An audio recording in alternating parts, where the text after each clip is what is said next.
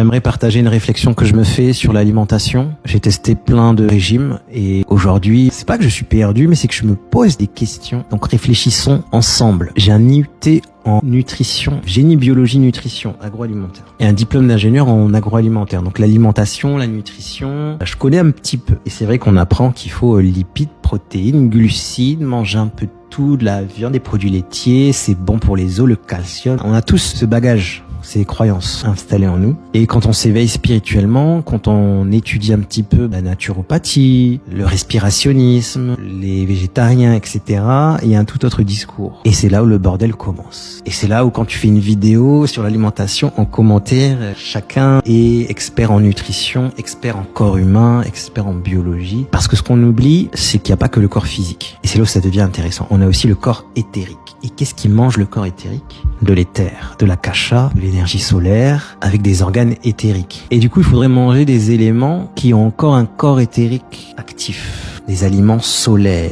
ce qu'on appelle l'alimentation solaire. Donc ce sont les fruits. Et le mieux, c'est des fruits que tu as cultivés dans ton propre jardin, où tu sais qu'ils sont même plus bio que bio, parce que même le bio aujourd'hui, c'est devenu un business. C'est compliqué. Manger que des fruits. Et du coup, en ce moment, j'étudie beaucoup les régimes sans mucus. Le mucus, c'est créé par les glucides. Donc autant dire que pain, pâte, riz, ça crée le mucus. Le mucus, c'est une glu, une pâte collante qui se met dans les liquides interstitiels, donc en gros un peu partout, entre les cellules. Du coup, elles peuvent plus faire caca, elles peuvent plus extraire leurs déchets, et c'est là où les problèmes commencent, le mucus. Sans compter les acides qui viennent de l'alimentation carnée, les viandes qui créent d'autres problématiques, notamment les maladies chroniques. Je renvoie aux travaux d'Irène Grosjean, très importants. Donc quand on regarde ces genres de travaux, donc on est là, mais qu'est-ce qu'on mange en fait? Donc en ce moment, je reteste l'alimentation en base de fruits. Ça tombe bien, je suis en jeûne parce que je fais une retraite, j'anime une retraite et on a besoin de monter en énergie. Et c'est vrai que quand on mange des fruits, il n'y a pas de coup de barre et on a de l'énergie. Le problème, c'est qu'on perd beaucoup de poids, donc il faut pas être en mode prise de masse, il faut être à l'aise avec son corps en fait. De toute façon, moi j'ai jamais été gros,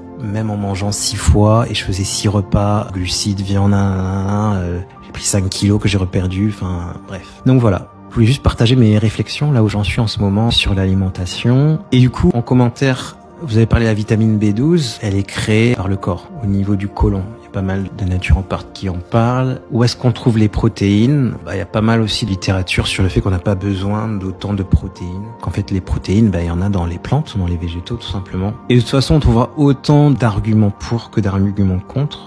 Je pense qu'il faut tester et y aller pas à pas et s'écouter de toute façon. Et puis voilà ce que j'ai envie de dire. Et toi, où est-ce que tu en es sur l'alimentation? Quelles sont tes recherches? Qu'est-ce que tu as trouvé? Moi, j'aime bien les travaux du docteur Sebi. Il y a aussi pas mal d'influenceurs que je suis sur les réseaux sociaux qui parlent des régimes sans mucus, des régimes à base de fruits. Comme quoi, c'est assez miraculeux sur tout ce qui est maladie, etc. À tester. Après, chacun se fait son expérience.